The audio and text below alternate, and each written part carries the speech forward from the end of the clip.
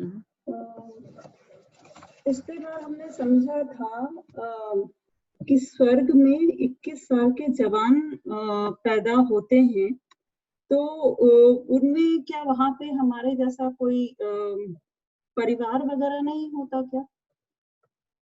या कैसी व्यवस्था होती है वहाँ पे परिवारों की? हाँ, देखो जैसे 21 साल के जवान वहाँ पर पैदा होते हैं, जैसे अपने यहाँ पर मनुष्यों में 9 महीने के बाद बालक चलने लगता है, और गाय, भैंस, ये जो पशु हैं, इनके बच्चे जन्म के कुछ समय बाद ही चलने लगते हैं। ये तो हमारी मनुष्य और तिरंजों की व्यवस्था है। लेकिन स्वर्गों में 21 साल का जवान और संपुट नाम की सैया पर, और जैसे हम नींद से उठते हैं और फ्रेश रहते हैं ना, ऐसे ही प्रसन्न चित्त से वो वहां पर पैदा होते हैं। और 32 देवांगनाएं नियम से उनकी सेवा सुषुम्ना करने वाली होती है। तो वहां 21 साल के जवान ही पैदा होते हैं। और परिवार की बात है तो पहला सौधर्म और दूसरा ईशान स्वर्ग में तो मनुष्यों के समान ही उनकी देवियां होती है, और काय प्रविचार भी मनुष्यों के समान ही होता है। जैसे अपने यहाँ पर स्त्री पुरुष का होता है, वैसा ही वहां पर कैसा है, देव और देवियों का होता है। वो पहले और दूसरे स्वर्ग में। उसके बाद के जो शांत्य, महेंद्र महेंद्र इत्यादि जो स्वर्ग हैं, वहां पर तो कैसे स्पर्श करने मात्र से, रूप देखने मात्र से, शब्द को सुनकर बस उनको ऐसा लगता है कि हम तृप्त तृप्त हो गए, हमने सुख भोग लिया है।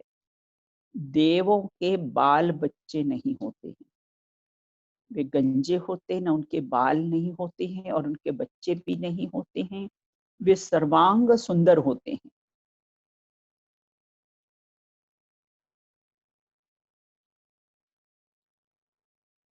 तो इस प्रकार से ये चर्चा हुई है। और कोई प्रश्न है क्या?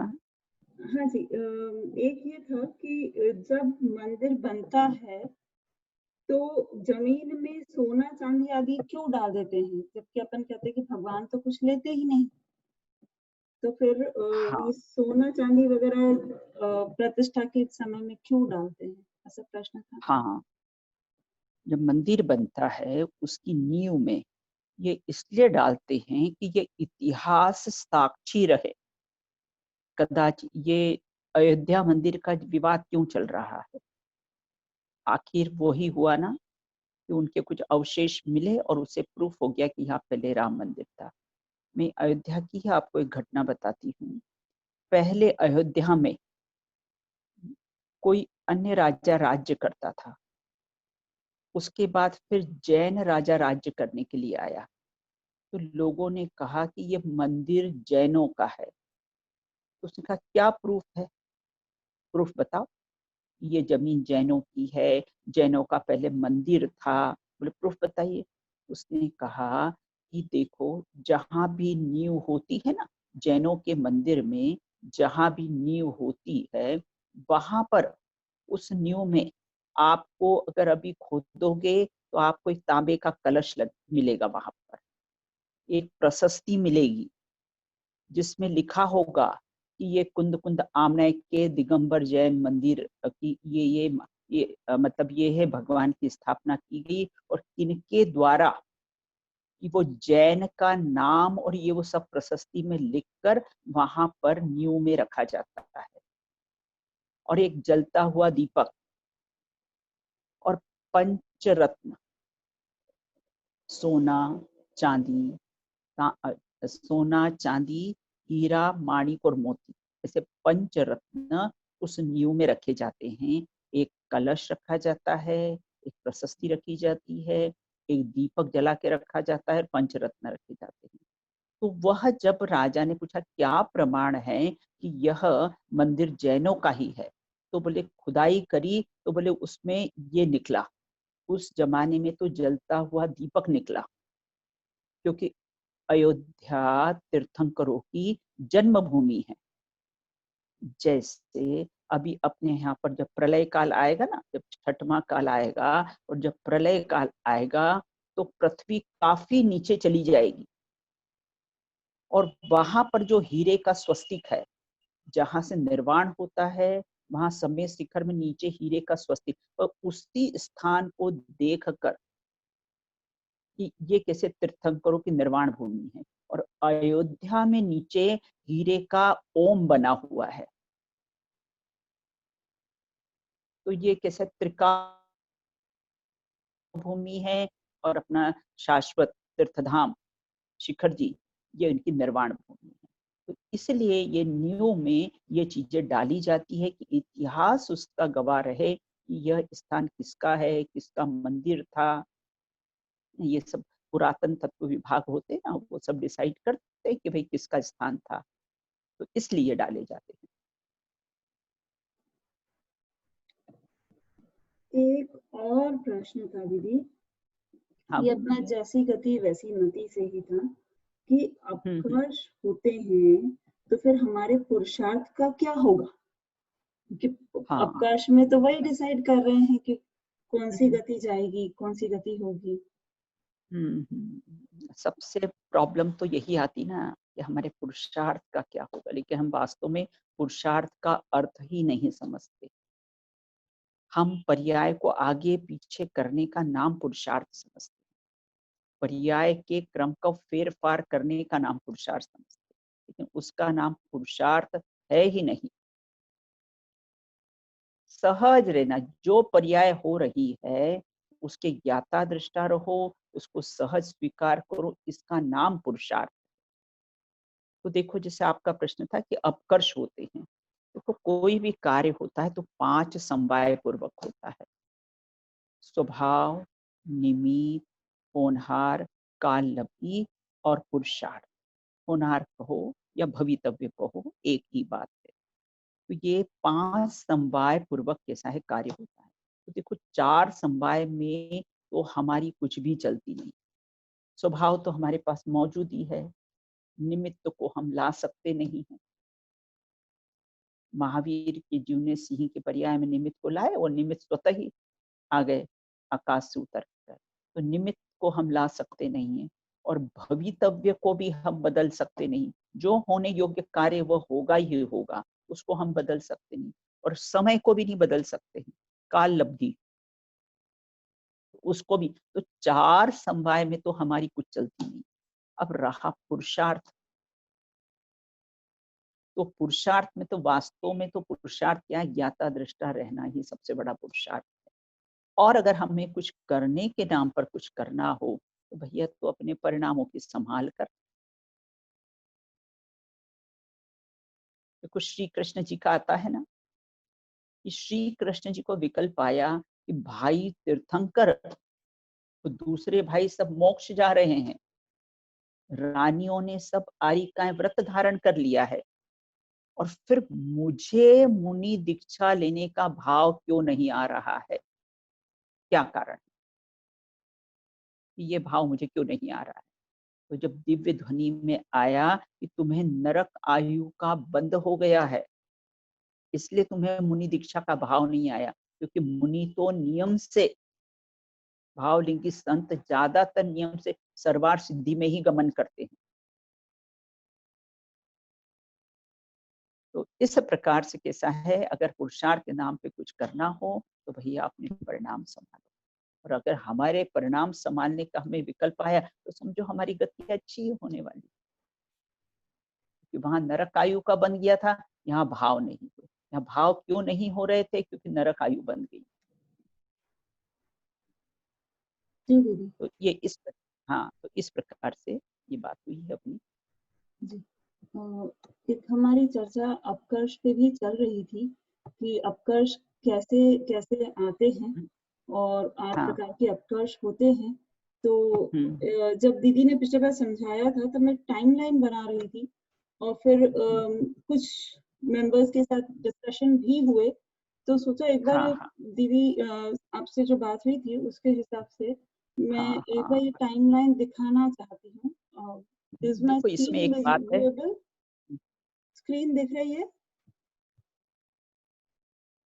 यस हाँ दिख रही है, दिखाती है। ओके दिख।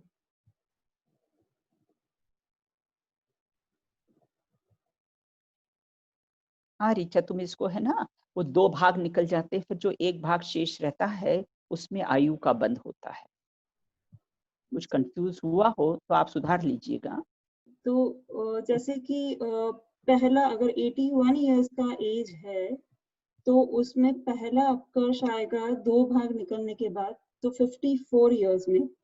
फिर जैसे कि अपन ने समझा कि जब वो अपकर्ष आता है तो उस वक्त भी अंतर्मुहूर्त का समय होता है। वो दैट पर्टिकुलर टाइम भले अपने लिए ऐसा होता है कि ये पॉइंट ऑफ टाइम है, पर वो पूरा अंतर्मुहूर्त का समय होता है और उसके जो असंख्यात भेद होते हैं, उन असंख्यात भेद में से किसी भी समय वो अपकर्ष हो सकता है। एक तो ये बात थी। दूसरा कि अगर हम देखें कि कैसे अगर 8 अपकर्ष होंगे जीव के जीवन में तो कैसे हो सकते हैं, ये ब्रॉडली अपन देखेंगे कि अगर 81 इयर्स की आयु है तो पहला अपकर्ष 54 इयर्स की आयु में होगा।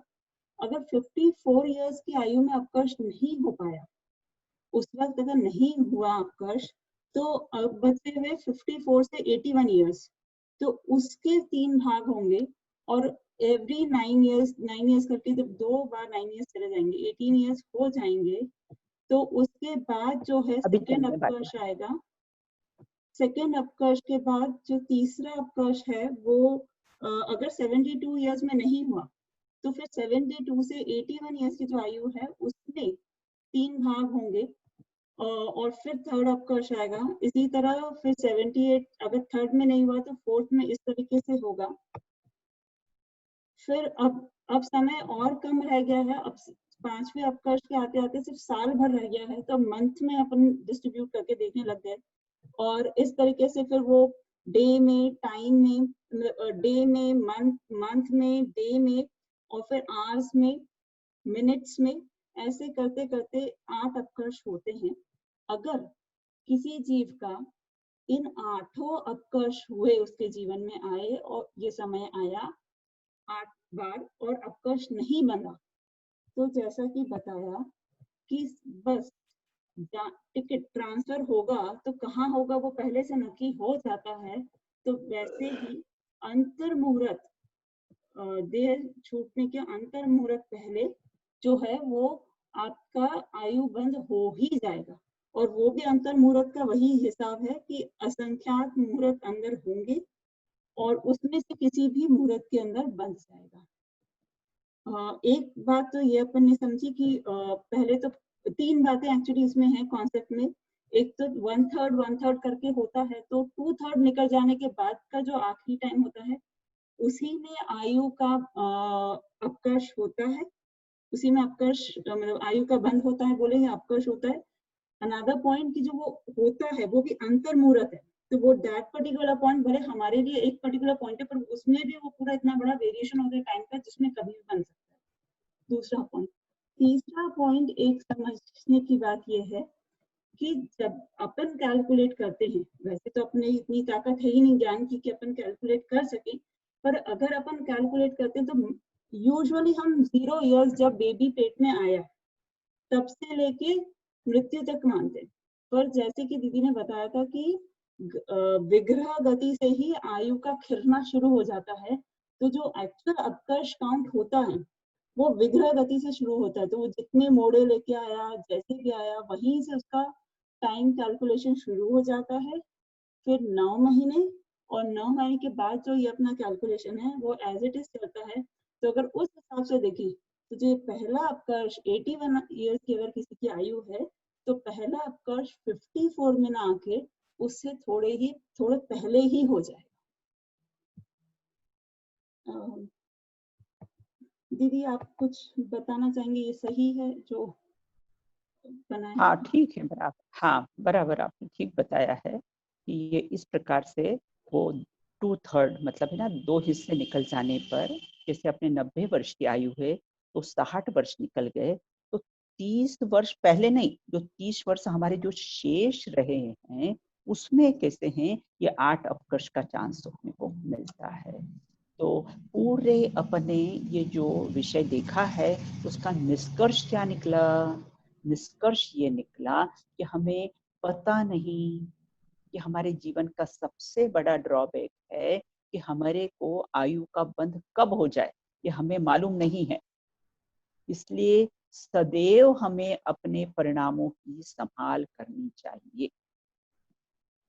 ये अपना पूरा उसका निष्कर्ष निकला है। जी। अभी अपने को और कोई प्रश्न है या जो अभी अपन आपका समझे उससे रिलेटेड कुछ डिस्कस करना हो तो अपन कर सकते हैं।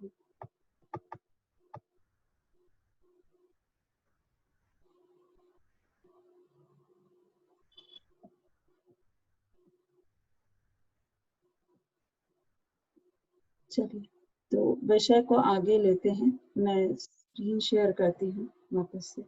हाँ, बराबर। अपनी चर्चा यहाँ पर पूर्व में हमने चर्चा की थी कि उत्कृष्ट कृष्णलेशाओं के परिणाम में कौन सी आयु का बंध होता है। तो उत्कृष्ट कृष्णलेशाओं, देखो उत्कृष्ट में भी कैसा है, मध्यम, है ना? मतलब मध्यम परिणामों में अपने पूर्व में कि मध्यम मतलब औसत परिणामों में ही आयु का बंध होता है। और मध्यम परिणामों में वो भी उत्कृष्ट में कैसा है, मतलब मध्यम में होगा ना, तो मध्यम में भी उत्कृष्ट लेना। जैसे हमने कोई स्टूडेंट है, वो हमने मध्यम स्टूडेंट, एवरेज स्टूडेंट कौन सा माना कि वो कैसा है, 50 से लेकर 75 तक के उसके परसेंट आते हैं तो वो मध्यम एवरेज है। और उसके बाद फिर 90 तक के आते हैं, 75 से वो हम उत्कृष्ट माने। तो यहाँ पर जो हमने 60 से और ये जो माना है, हमने जो मध्यम माना है, तो उसमें मध्यम में उत्कृष्ट हम कौन सा मानेंगे? वो 70 से 75 तक का मध्यम में कैसा उत्कृष्ट मानेंगे। वही कैसा है, आयु बंध का समय होता है, उसको औसत आयु भी कहते हैं। तो इस प्रकार ये उत्कृष्ट परिणाम, तो उत्कृष्ट पर चाहे 7वें नरक की आयु का बंध हो तो भी कैसा है, उसको मध्यम में उत्कृष्ट ही लेना, क्योंकि मध्यम परिणामों में ही आयु का बंध होता है। तो इस प्रकार से यहाँ ये कहते हैं कि उत्कृष्ट परिणाम में कदर हो तो के साथ 33 सागर की आयु। और नरकों में जानते हो 500 धनुष ऊपर उछलते हैं। जब बिलों में से नीचे गमन करते हैं तो 500 धनुष वो ऊपर कैसे उछलते हैं, फिर नीचे होते हैं, फिर ऊपर जाते हैं, फिर नीचे, फिर धीरे से कैसे हैं एडजस्ट होते हैं। तो 4 हाथ का कैसा है एक धनुष होता है, ऐसे 500 धनुष कैसे ऊपर बॉल के समान कैसे हैं उछलते हैं। क्योंकि नरकों की भूमि कैसी होती, 1000 बिच्छू एक साथ डंक मारे, इतनी पीड़ा होती है उसके नरक की भूमि के स्पर्शन मात्र से। तो इसलिए यहाँ ये कहते हैं कि उत्कृष्ट कृष्णवेश्या के परिणामों में 7वें नरक की आयु का कैसा है, बंध होता है। तो इस प्रकार से हमने चर्चा की थी। उसके बाद फिर हमने चर्चा की थी कि शुभ लेशाओं के परिणामों में कौन सी आयु का बंध होता है। तो शुभ लेशा पर ने देखी थी कि पीत, पद्म और शुक्ल, ये 3 शुभ लेशा है। दया, दान, पूजा, व्रत, शील, संयम, स्वाध्याय, मनन, चिंतन इत्यादि परिणामों से ये शुभ लेशा के परिणाम हैं। इसमें कौन सी आयु का बंध होता है। और पूर्व में भी हमने चर्चा की थी कि सम्यक दृष्टि को नियम से शुभ आयु में ही बंध होता है। जब जब भी सम्यक दृष्टि को आयु का बंध होगा तो शुभ परिणामों में ही बंध होगा। इसीलिए को दृष्टि प्रथम सीढ़ी कहा है। तो शुभ लेशा के परिणामों में देखो, अगर मनुष्य भी होगा तो साधारण मनुष्य नहीं होगा, चक्रवर्ती होगा। मनुष्य में सब सर्वश्रेष्ठ चक्रवर्ती होते ना, तो चक्रवर्ती होगा। और भी अगर मनुष्य होगा तो जैसे अपने यहाँ सर सेठ हुकुमचंद जी थे, इंदौर के सेठ साहू शांति प्रसाद थे। तो मनुष्यों में भी होगा तो उत्कृष्ट होगा। शुभ लेशा के परिणाम में अगर आयु का बंध हुआ, देव भी होगा तो भवनत्रिक में जन्म नहीं लेगा, वैमानिक में जन्म लेगा, ऊंची जाति का देव होगा। तिर्यंच भी होगा तो गली का कुत्ता नहीं होगा, वह जैसे डॉग जो घर में होते हैं ना, एसी में बैठते, एसी में रहते हैं और सब, तो इस प्रकार से वनस्पति काय भी होगा, चाहे साधारण फूल नहीं होगा, गुलाब का फूल होगा। पृथ्वी का ही जीव भी होगा तो हीरे माणिक मोती होगा। तो इस प्रकार से शुभ लेशाओं के परिणाम में मनुष्यायु, आयु, देवायु का बंध होता है। कैसे होता है ये पूर्व में हमने चर्चा की थी। उसके बाद फिर भावलिंगी थोड़ा सा रिवाइज क्यों करते हैं, क्योंकि विषय अपने को ख्याल में आ जाए और वापस से स्मरण हो जाए, तो इसलिए कैसा है ये रिवाइज किया जाता है। फिर भावलिंगी संत को पीत, पद्म और शुक्ल लिशा के परिणाम में कौन सी आयु का बंध होता है? भावलिंगी संतों को पीत, पद्म, शुक्ल लिशाओं के परिणामों में नियम से देव आयु का ही बंध होगा। और देव आयु में भी ज्यादातर सर्वार सिद्धि ही जाते भावलिंगी संत। अपने यहाँ तो आगम प्रमाण है ना, 5 पांडवों में से 3 पांडव सर्वार सिद्धि गए थे ना, ये अपने पास आगम प्रमाण है। तो देव आयु का ही बंध होगा। शुक्ल लेशा के परिणामों में ज्यादातर कैसे हैं, वे सर्वार सिद्धि ही जाते हैं और वहां से एक भाव धारण करके मनुष्य पर्याय यहाँ धारण करके फिर मोक्ष चले जाते हैं। देखो, एक शुभ भाव के परिणाम में 3 पांडवों को एक शुभ भाव के परिणाम में 33 सागर तक संसार में रहना पड़ा, जिसको सर्वार सिद्धि की जेल कहते हैं। हम विचार करें कि हमारी क्या दशा हो। तो इस प्रकार से चर्चा, अब आगे अपन चर्चा करते हैं आयु और गति में क्या अंतर पाया जाता है। पूर्व में भी अपन चर्चा कर चुके थे, लेकिन फिर भी ये क्रम से अब प्रश्न आया है तो इसकी चर्चा करेंगे। तो कर्णानुयोग की अपेक्षा से इसका कैसा है अंतर पाया जाता है। सबसे पहले गति। गति कैसी होती है? नाम कर्म की प्रकृति होती गति, और इसकी 93 प्रकृतियां होती, 93। गोमटसार कैसा है, कर्म कांड में इसकी चर्चा आई है कि नाम कर्म की 93 प्रकृतियां होती है। उस नाम कर्म के उदय से मनुष्य, मनुष्य मतलब खड़ा शरीर, तिर्यंच मतलब आड़ा शरीर, देव मतलब सम चतुरस्थ संस्थान, और नारक मतलब हुंडक संस्थान, ये शरीर के कैसे हैं आकार प्रकार होते हैं। तो गति किसे कहते हैं? बोले नाम कर्म के उदय से मनुष्य, तिर्यंच, देव और नारक शरीर का जो आकार हो उसे मनुष्य गति कहते हैं। वो गति के अपने शुरू में प्रारंभ में सब परिभाषाएं अपने ली थी, बहुत सारी परिभाषाएं आगम में इसकी आती है। अब कहते दूसरा आयु। किसी जीव का किसी विवक्षित, विवक्षित का अर्थ क्या होता है? चाहे मनुष्य हो, चाहे देव हो, चाहे नारक हो, चाहे तिर्यंच, तो जीव का किसी भी विवक्षित शरीर में टिके रहने का समय, अवधि, काल, कि वो वहां कितने समय तक रहेगा, उसका नाम है आयु। मतलब वो आत्मा को कितने समय तक रोके रखेगा, इसका जो एग्रीमेंट है उसका नाम है आयु। देखो, कोई रोकता नहीं है, आयु कर्म की कोई ताकत नहीं कि रोक सके। अगर वो रोकने में समर्थ हो तो कभी कोई जीव सिद्ध दशा को प्राप्त नहीं हुई। लेकिन निमित्त सापेक्ष कथन समझना, कर्णानुयोग की अपेक्षा से इसको लेना।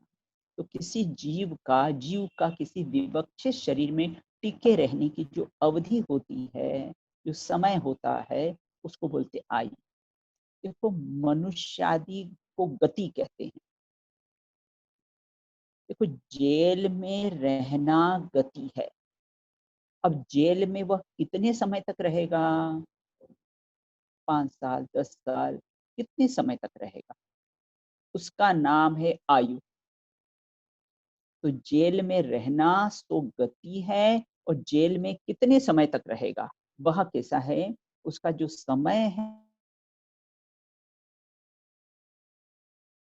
ये गति नाम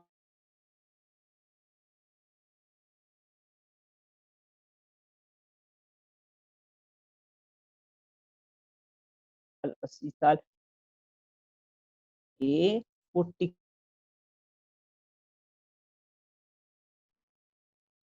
ये आयुष कर्म के कारण कैसा है, ये शरीर में टिकना होता है। वह नाम कर्म की प्रकृति है गति। नाम कर्म निमित्त होता है, और आयु में कैसा आयुष कर्म निमित्त होता है। गति गेस्ट के समान है, बदलती रहती, और आयु कैसी होती, होस्ट के समान स्थिर होती है। वे मनुष्य आयु हमको मिल गई ना, अब वो कितने समय तक रहेगी, वो उतनी मनुष्य आयु स्थिर है। और गति क्या है, परिणाम बदलते रहते हैं। हम मनुष्य होकर भी तिरंज हो, मनुष्य होकर भी नारकी हो। देखो जो ये कश्मीर में जो वो बोट हाउस रहते हैं ना, वो तो कैसे गति के समान बदलते रहते हैं। और आयु कैसे लैंड हाउस के समान है। जो जमीन में बना हुआ घर है ना, वो कैसा होता है, स्थायी रहता है। स्थायी मतलब जो कुछ समय के लिए रहता है, इसलिए उसको स्थायी कहा, बाकी तो ये स्थायी है ही नहीं है। और गति का बंध निरंतर होता है। कहाँ से, वो विग्रह गति से अनित्यता की गोद में जाना प्रारंभ कर देते। तो गति का तो कैसा निरंतर बंध, वहां से ही कैसा बंध, क्योंकि कार्बन वर्गणाएं साथ में रहती है ना, दो शरीर साथ में नियम से जाते हैं, तेजस और कार्बन, दो शरीर तो विग्रह गति में होते हैं। तो गति का बंध तो कैसा है, निरंतर होता है। लेकिन आयु के बंध में, जीवन में ये जो 8 चांस, 8 अपकर्ष, जिसकी हमने अभी विस्तार में चर्चा की है, तो ये 8 चांस जीवन में अपने को मिलते हैं। तो वो भी 2 हिस्सा निकल जाने पर, जब एक हिस्सा शेष रहता है, तब कैसा वो आयु बंध का चांस होता है। जैसे देखो कितना बढ़िया, मतलब सिस्टम कितना बढ़िया है।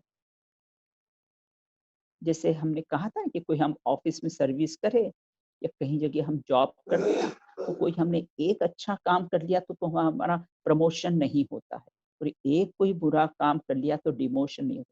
पूरा साल भर उसका कैलकुलेशन किया जाता है, फिर आपका प्रमोशन और डिमोशन होता है। बस वही ये कैलकुलेशन यहाँ पर आयु कर्म के बंध में होता है। आपने एक परिणाम कोई अच्छा कर लिया तो नहीं, एक परिणाम कोई बुरा कर लिया तो आयु का बंध नहीं होता है। ये जो त्रिभाग में जो आयु का बंध बताया है कि भाई तुमने इनॉल कितने कैसे परिणाम किए, और कोई कैलकुलेशन करने वाला नहीं है, बस हमारे परिणाम ही हमारे कैलकुलेटर है। और उसी के अनुसार कैसा है, ये नक्की हो जाता है कि हमें कहाँ जाना है। देखो अगर अध्यात्म की अपेक्षा से विचार करें, तो कहीं जाओ ये देह क्या इससे काम, तजी इसकी रगवत मोहब्बत तमाम। कहीं भी जाओ, मनुष्य में जाओ, तिरिंज में जाओ, देव में जाओ, नारकी में जाओ, सिद्धालय में जाओ, रहना तो मुझे अपने असंख्यात प्रदेश में ही है। मैं अपने असंख्यात प्रदेश से कभी बाहर जाता ही नहीं हूँ। इसलिए कहीं जाओ ये देह क्या इससे काम, तजी इसकी रगवत मोहब्बत तमाम। इसलिए ज्ञानियों को कोई विकल्प नहीं आता है कि कहाँ जाएंगे, क्या करेंगे, अब यहाँ से जाने के बाद क्या, कहीं जाओ, जहाँ जहाँ भी जाना है, मुझे तो अपने में रहना है, मुझे तो अपने निज घर में ही रहना है। इसलिए कोई विकल्प नहीं। और इन परिणामों से समता भाव आती है। अब आगे कहते हैं, गतियों में अन्य गति का उदय भी चलता है। जैसे पूर्व में हमने चर्चा की थी कि अगर द्रव्य से अगर हम मनुष्य हो, तो भाव से हम तिरेज कहला सकते हैं। मायाचारी छल कपट का परिणाम हो ना, तो कैसा है, तिरेज कहते हैं। द्रव्य से हम मनुष्य हो, और भाव से अगर लड़ाई झगड़ा, इधर की बात उधर ना, घर में शांति का वातावरण नहीं रखना, लड़ाई झगड़े का वातावरण करना, तो तुम मनुष्य होकर भी तुमको नरक गति का भैया उदय चल रहा है। छोटी छोटी सी बातों को लाइफ में गौन करना सीखो। तो इस प्रकार से यहाँ ये कहते हैं, और आयु में, हाँ, आयु में जिस आयु का बंध होता है उसी के अनुसार परिणाम हो जाता है। गतियों में तो अन्य गति का उदय चलता है, और आयु में जिस आयु का बंध हो गया हो, जैसे अभी अपन ने श्री कृष्ण जी का उदाहरण लिया था, वो मेंढक का उदाहरण लिया, अब बहुत चित्र बने हुए हैं मंदिर में, सेठ जी का उदाहरण, कि आयु का बंध तो उसी परिणाम के अनुसार फिर होता है, और उसी के अनुसार हमारे परिणाम फिर कैसे हैं, चलने लग जाते। तो नरक आयु का बंध हो गया हो, देव आयु का बंध हो, नरक आयु का बंध वगैरह हो भी गया, और मंद कषाय से कैसी होती है ये, अकाम निर्जरा बाल तपांसी देवस। देखो नारियों की फितरत क्या रहती, परस्पर दुखाश्च। तत्पार सूत्र में सूत्र आया है, नारकी किसे कहते हैं, जो परस्पर एक दूसरे को आपस में दुख देते रहते हैं, न खुद शांति से रहते हैं, न दूसरों को शांति से रहते हैं। वातावरण को क्लेशित करना, निंदा प्रशंसा ये करके भी, और इन परिणामों में आयु का बंध हो गया तो कहाँ जाएंगे अपन। और किसी से अगर बैर भाव रखा तो ये भाव भावांतर चलेगा। कमठ पारसनाथ को याद कर लेना, ये भाव भावांतर किसा है, बैर चलता है तो परस्पर दुखास, नारकियों का, और परस्परो ग्रहो जीवानाम। मनुष्य किसे कहा है तत्वार्थ सूत्र में आचार्य उमा स्वामी जी ने, परस्परो ग्रहो जीवानाम, परस्पर में आपस में एक दूसरे को कैसा है, सहयोग करना।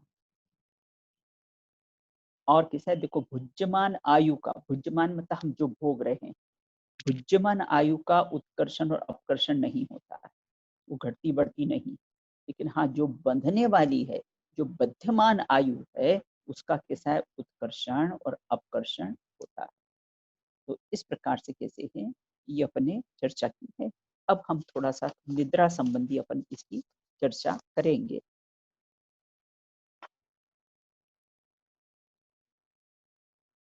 क्योंकि क्यों ये विषय लिए जाते हैं कि अपने जीवन के लिए जो बहुत उपयोगी हो ना, तो उन विषयों पर हम अगर चर्चा करें तो हमारे लिए ज्यादा कार्यकारी है।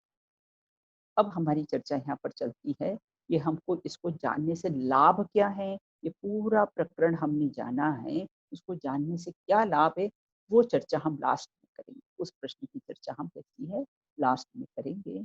अब हम चर्चा करते हैं, शायद इसमें होगी या नहीं होगी मुझे नहीं मालूम है, जो आपके पास पेपर है, क्योंकि ये मैंने 2005 में बनाया था, तो अब ये 2020 चल रहा है। तो उसके बाद भी जब क्लास ली थी और जो कुछ प्रश्न आते थे तो उसको मैं नोट कर लेती थी, और फिर वो वही ये प्रश्न पे फिर चर्चा। ये आप है है इसमें आप, हाँ है 26 वाले से है, निद्रा हाँ क्यों हाँ आती है करके। हाँ हाँ बराबर बिल्कुल। हाँ, तो चलो है इसमें, है ना? तो अब यहाँ ये कहते हैं कि निद्रा क्यों आती है। अरे भाई सिंपल प्रश्न है, नींद क्यों आती है, ये तो सबको ही मालूम है। थकान हो जाती तो निद्रा आती है, रात्रि में सोने का समय हो जाता है तो निद्रा आती है, दिन में अगर डार्क रूम हो और हेवी खाना लिया हो हमने तो कैसा है, नींद आ जाती है।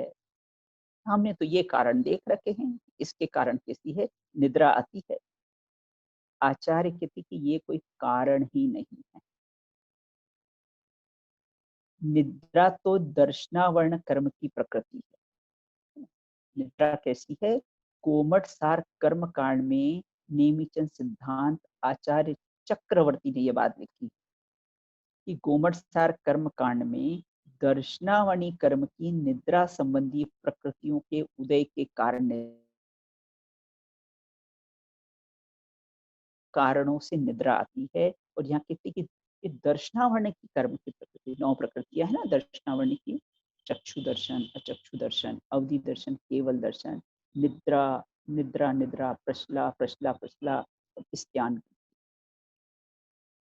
तो इस प्रकार से यहाँ ये कहते हैं ये दर्शनावर्णी कर्म की निद्रा संबंधी प्रकृति के उदय के कारण निद्रा आती है। इसमें से एक प्रश्न और आया था, नारकी तो सोते नहीं हैं, तो फिर उनको दर्शनावर्णी कर्म का उदय नहीं है क्या?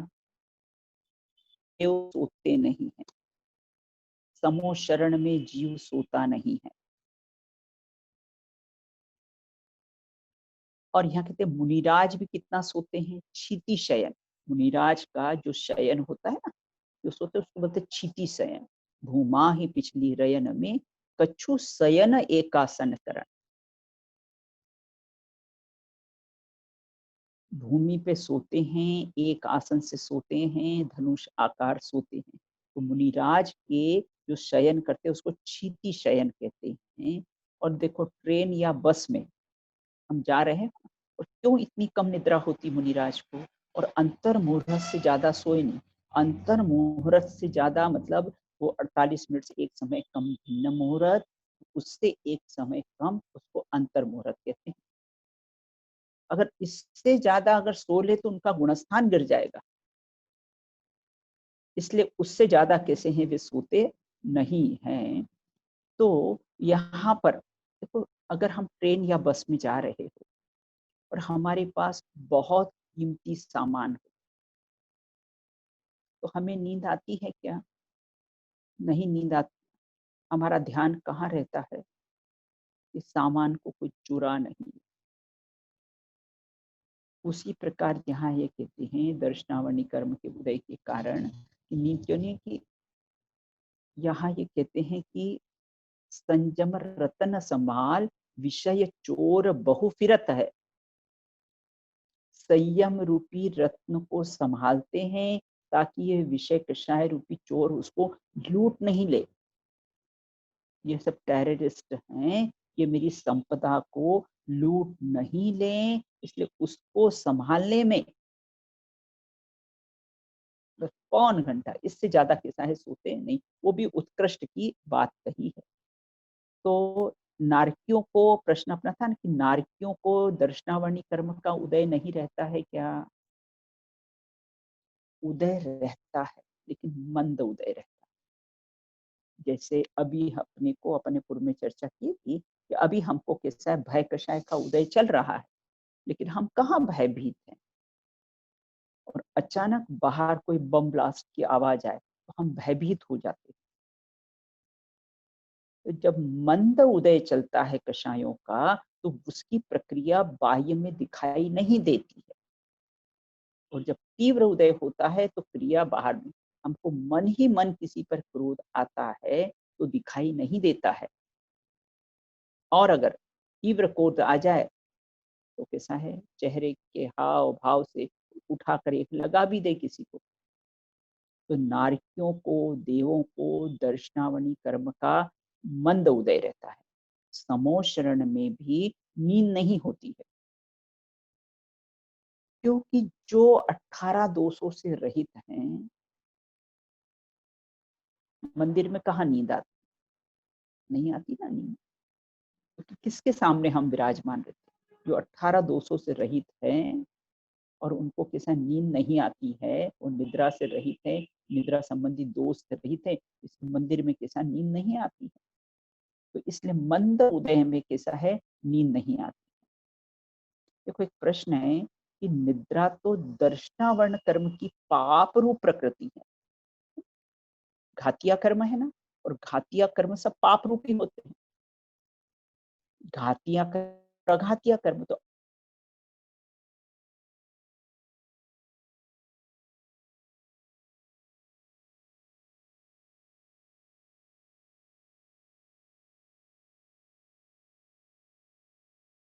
फिर प्राणी को सोने में सुख क्यों मिलता है? फिर प्राणी को सोने में सुख मिलता है, सुख मानता है कि अच्छा लगता है। तो यहाँ ये कहते हैं कि निद्रा तो पाप के उदय से दुख रूप ही है, परंतु साता वेदनी कर्म का उदय आ जाने से वह दुख कम हो जाता है। और कम हो जाता तो हमको कैसा, वो दुख सुख रूप जैसा लगने लगता है। अगर सुखरूप लगे ना, अगर निद्रा अगर सुखरूप हो, तो फिर हमारे केवली तो सोते नहीं हैं, फिर उनको तो बहुत दुखी होना। सिद्धालय में सिद्ध परमेश की सोते नहीं हैं, तो फिर हमें तो बहुत दुखी मानना पड़ेगा उनको। तो इसलिए वो दुःख कम हो जाता है। कैसा? वो शिखर जी में जो डोली वाले रहते हैं ना, इस कंधे का वज़न इस कंधे में रख लेते हैं, तो उनको लगता है थोड़ी पीड़ा कम हो गई। लेकिन वज़न कितना कम हुआ? वज़न तो कुछ भी कम नहीं हुआ है। तो ऐसे तीव्र कषाय से थोड़ी मंद कषाय हो जाने पर उसको सुखरूप लगता है। लेकिन गं मतलब अंत तो गत्वा वह दुःख रूप ही है, क्योंकि पाप प्रकृतियाँ हैं, दर्शनावर्ण की कर्म की प्रकृतियाँ हैं, वो तो किसी पाप रूप ही होती है। इसलिए निद्रा को कभी सुखरूप नहीं मानना। तो डॉक्टर्स तो क्या कहते हैं, कितने घंटे नींद होना चाहिए। नींद नहीं आना बीमारी मानते हैं, और जैन दर्शन में नींद आना दोष मानते हैं। 18 दोष है ना, तो संसार मार्ग से मोक्ष मार्ग तो विपरीत ही होता है ना। अब यहाँ ये कहते हैं कि निद्रा से हम फ्रेश हो जाते हैं, क्या यह मान्यता सही है? क्या प्रश्न है अपना? क्या निद्रा से हम फ्रेश हो जाते, यह मान्यता सही है? ये प्रश्न मैंने छोड़ा है, समय अपना हो गया है। इसकी शेष चर्चा हम कैसी है बाद में करें।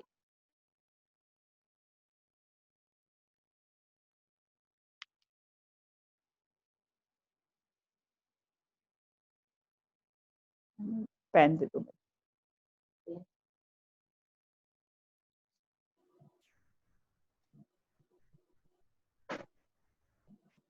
जनवाणी स्तुति रवि दीदी।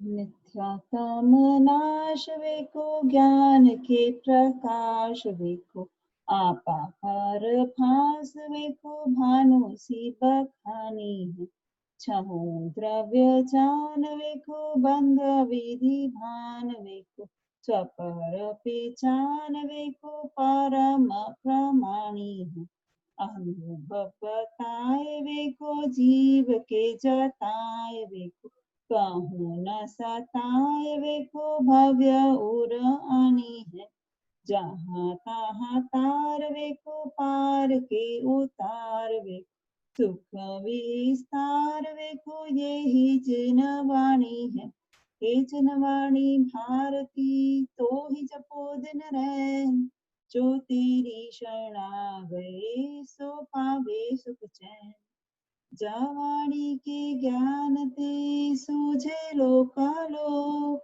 सो वाणी मस्तक मो सदा देत हूँ हो सदा देत हूँ हो। जय बोलो।